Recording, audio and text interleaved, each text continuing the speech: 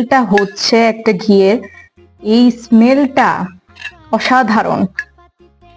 আমি এক্সপেক্ট করতে পারিনি যে আমি অনলাইনে এত ভালো ঘি পাবো। তো চলুন খেয়ে দেখা যাক কেমন হয়েছে। বিসমিল্লাহ।